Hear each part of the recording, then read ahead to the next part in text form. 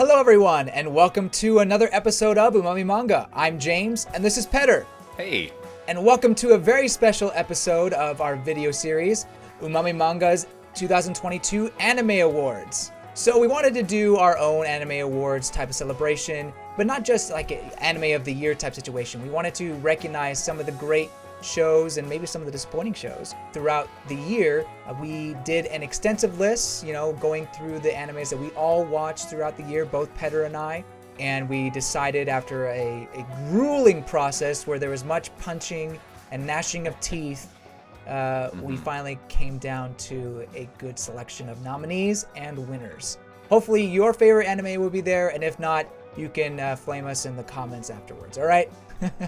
Let's go ahead and get started with our first category, Best Animation. Our nominees for Best Animation are Bocchi the Rock, Cyberpunk Edgerunners, Ranking of Kings, and Spy Family. And the winner for Best Animation goes to Spy Family. Perhaps not a surprise in this case because we already covered Spy Family in the manga form and we were really looking forward to the anime, but Wit Studio and Cloverworks did a phenomenal job of adapting this manga to the anime medium. There's so many fluid, iconic moments throughout the anime that, have been made into GIFs or just, iconic anime scenes that people will talk about for years to come. It's all thanks to that glorious animation, from Anya's punching of Damien to Yor's incredible acrobatic movements. It's all so fluid and wonderful and just great animation direction all around. So Spy Family takes that. And the second category that we're presenting today is the one for Best Narrative. And the nominees for this one are Attack on Titan, the final season, part 2, Kaguya-sama Love is War, Ultra Romantic, Ranking of Kings, and Spy Family. And the winner is Attack on Titan, the final season, part 2. And now, this one probably shouldn't come as much of a surprise either, at least to those of you who have listened to us, our podcasts for a long time. We've obviously covered Attack on Titan at great length in podcast form and discussed the chapters quite in depth. And we are clearly big fans of the story of Attack on Titan, so of course this award for the best story essentially goes to Attack on Titan in our minds. Up next, Best Score. And the nominees for Best Score are Attack on Titan, the final season, part 2, Bocchi the Rock, Mob Psycho 100, season 3, Spy Family. And the winner for Best Score is Bocchi the Rock. It makes sense that a anime about 4 girls joining together to form a band and someone who's obsessed with the guitar would have the best soundtrack of the year. There's no denying that Bocchi the Rock has iconic soundtrack, worth listening to even after watching this series. Some great rock, especially if you're into that kind of genre of music. It's really good, so highly recommend going and listen to that along with the other nominees. But for us, Bocchi the Rock takes that number 1 spot. And the next category is Best Opening Sequence. The nominees for this one are GIRI featuring Sue by Masayuki Suzuki from Kaguya-sama Love is War, Ultra Romantic, Koi wa Explosion by Masayoshi Ooishi from Love After World Domination, Hadaka no Yuusha by Vaundy from Ranking of Kings, and Souvenir by Bump Up Chicken from Spy Family. And the winner for Best Opening Sequence is Souvenir by Bump of Chicken from Spy Family, storyboard by Tetsuro Araki, and animation direction by Kazuaki Shimada. This is just such a banger of a song. Let's just say, the song itself is just such a good song. I believe both James and I have been listening to the song, the song itself, just because it's such a good song ever since it came out.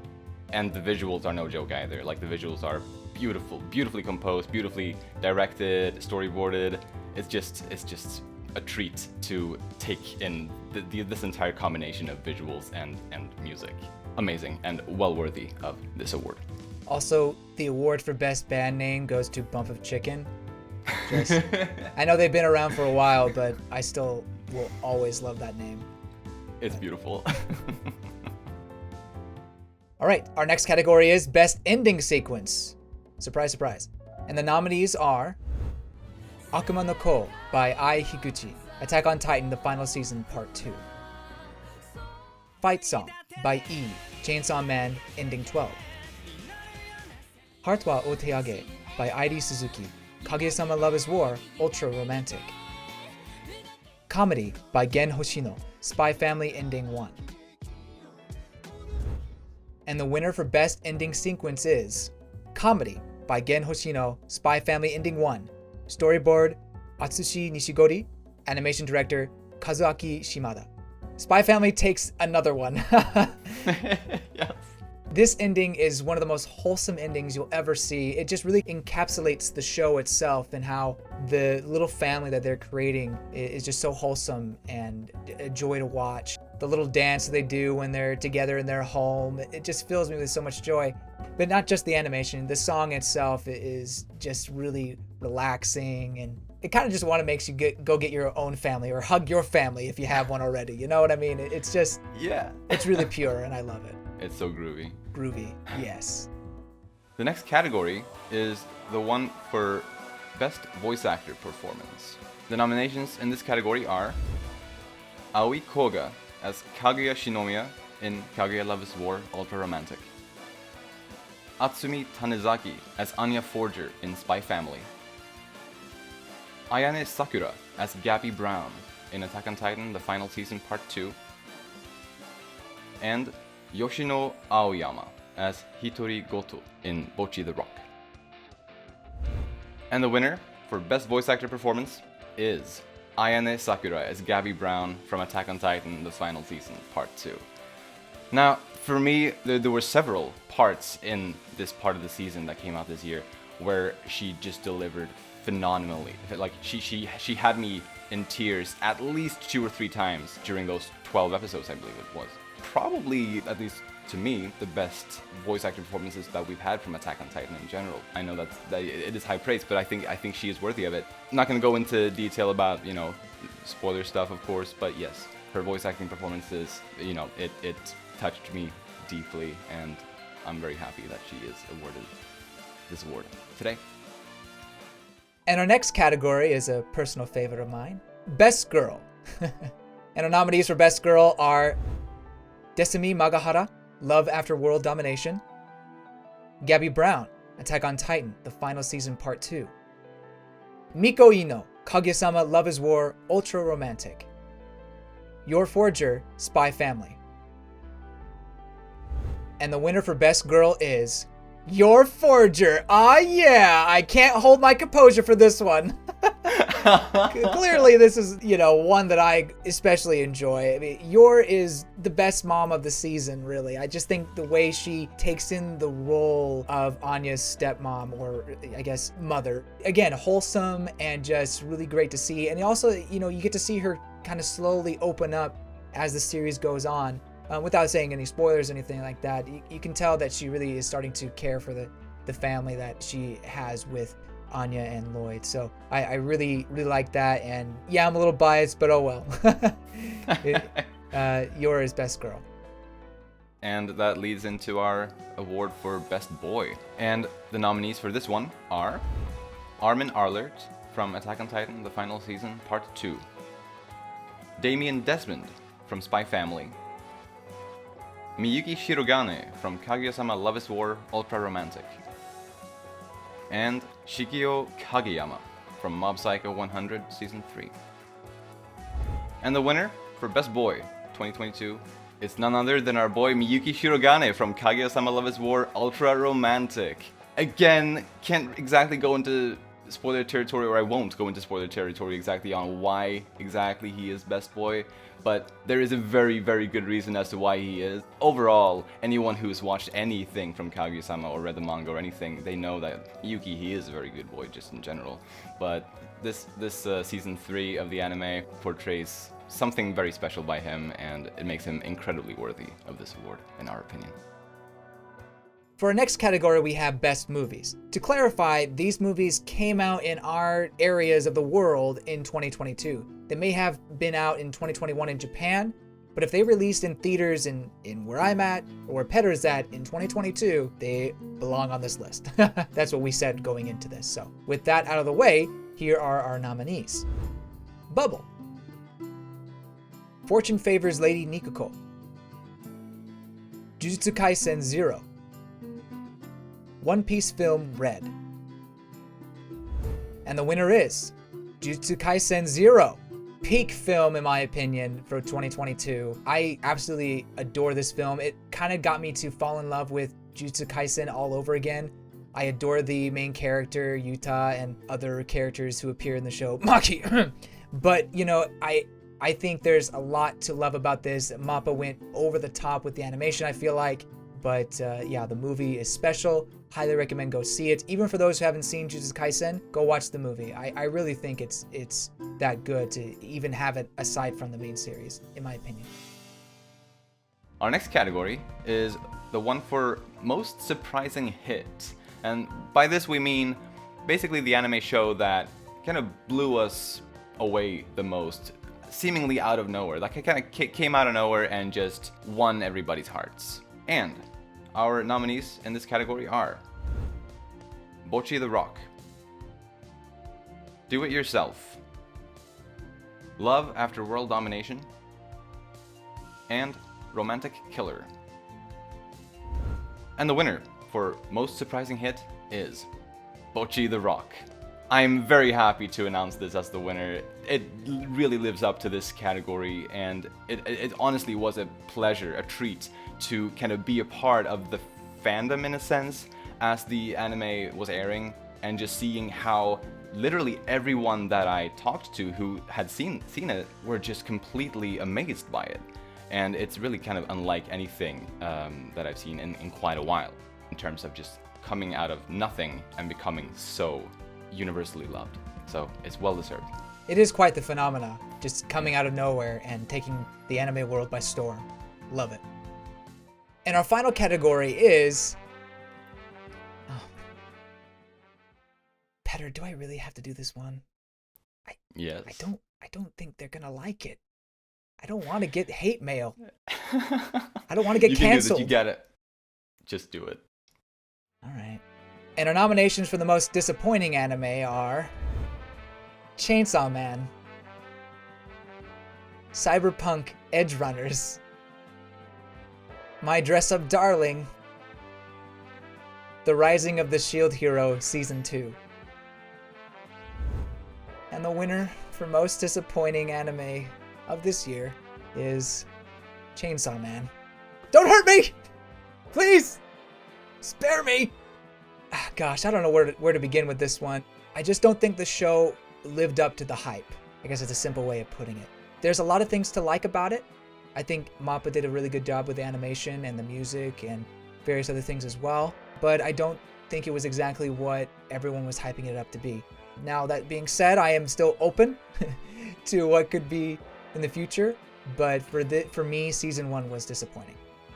Let me try to soften the blow on you, James, a little bit by saying that while I did very much enjoy, or rather a lot, enjoy the second half of what we got here in Chainsaw Man, the first half was still such a major disappointment to me compared to all of the hype that had been built up around this show, that this really was both of ours top pick for this category. It's not just me. It's not just me. No, it's not. Actually, going into this, I really thought it was just me, because I know Petter's opinion on it had changed slightly. So I thought, oh crap, am I the only one in this whole entire anime verse that dislikes Chainsaw Man? But, I mean, dislike is a strong word. Yeah, I wouldn't say I dislike it. It's just disappointing to us. Very well, those were all of our categories. And this brings us into our Anime of the Year final stretch here. And we're doing top 3, so I guess moving straight on into the number 3 Anime of the Year, which is Spy Family. This includes obviously both parts of this season that we got in 2022. Just spectacular. As James mentioned at the beginning of this video, the collaboration between Wit Studio and Cloverworks is just phenomenal in terms of the animation, and really the show in general just elevates the already incredible manga to something really, really special, very wholesome, and just beautiful. You're absolutely right, Petter. As you can see by a lot of the award winners, we really enjoyed the Spy Family adaptation and think they knocked it out of the park. I think they brought their A game, and I think it's absolutely deserving of that number 3 spot. I can't wait to see, all the other animation stuff we're going to get from Spy Family with the movie coming out this year and season 2. Right. So there's just a lot to enjoy if you're a Spy Family fan, and I think it clearly deserves that number 3 spot. Moving on to our number 2 anime of the year. Can you take a guess? Attack on Titan, the final season, part 2. This, for me, is a 10 out of 10, really part of the peak of the Attack on Titan story. We had the privilege of actually reading the manga beforehand, so we kind of already understand where the story is going. But even without that context, I really do think that this part is just so solid, so well put together, and just one for the ages that it certainly deserves that number 2 spot. And it deserves a spot, in my opinion, as one of the best seasons ever. Granted, I think Attack on Titan as a whole should be considered as that. But if we're separating by seasons, Attack on Titan Final Season Part 2 is absolutely one of the best to ever come out. It really is, I agree. And just comparing it to part 1 of the final season, I think it was a huge step up from that in terms of kind of what they did with the source material. I may prefer the source material of what part 1 was based on more, personally, but just how they handled the source material, they did it so much better in this second part of the season. Just beautiful. And as I said already, I was touched by the voice performances, not only by Gabby Brown's voice actor, but by other voice actors as well, in ways that I don't think other seasons had quite done, although they were also incredible. This brings us to our number 1 anime of the year, of 2022 specifically, and the winner is Kaguya-sama Love is War Ultra Romantic. Shouldn't be too surprising to those who know as well. We are huge fans of the manga, first of all, and this season adapted some of the best volumes of the series, which I think pretty much any Kaguya-sama reader will agree with. Pretty much all of the main characters, or no, I'd say all of the main characters really got to shine in ways that I don't think all of them ever really had done in that that strongly, at least in any of the 2 previous seasons. But yeah, this season did the characters justice. The adaptation, the additions that they did, thanks to it being an animated medium. I just love the way that the Kaguya-sama anime adds to the source material with things that you can't do in manga form, but you have the opportunity to do in an animated medium. It's all amazing, so funny, so touching. It really makes me cry, it makes me laugh. It's a roller coaster of emotions, and it's exactly what I would want from a Kaguya-sama anime adaptation. Absolutely. You just feel the passion in every one of these episodes from the people behind the anime. Some anime adaptations, it does kind of feel like, well, we're getting paid to do this, so let's just get it out there. No offense. I mean, everyone... I'm going down a hole I shouldn't. But I think with Kaguya-sama, it really feels like let's put all of our soul and effort into this, all our creativity, and just really come up with neat ideas. For me, it truly is a special anime adaptation that peaks at one of the best points in the story that makes the whole journey worth watching, in my opinion. That is Umami Manga's 2022 Anime Awards. Thank you so much for watching. Who have we upset today? Please let us know in the comments below. We actually do want to know, who is your dark horse that didn't quite make it through, or did your favorite anime make it towards the end? Please let us know. Right. Yeah, and also, please let us know, if you want to give, your answers to all of the categories that we went through today. Yes, give please. Us those. Want to hear all of your guys' favorites, and including your most disappointing. There's something fun about that. It definitely is. If you guys say Kaguya-sama Love is War, get out. Why are you here? No, it's to each their own. Remember to like and subscribe for more content. And you can listen to our every other week podcast where we discuss some of the hottest manga out there. Kaguya-sama Love is War, To Your Eternity, Spy Family, and so many others. Vinland Saga is coming up, if it is not out already. Please look forward to all that content and more. And we'll see you later. Bye-bye.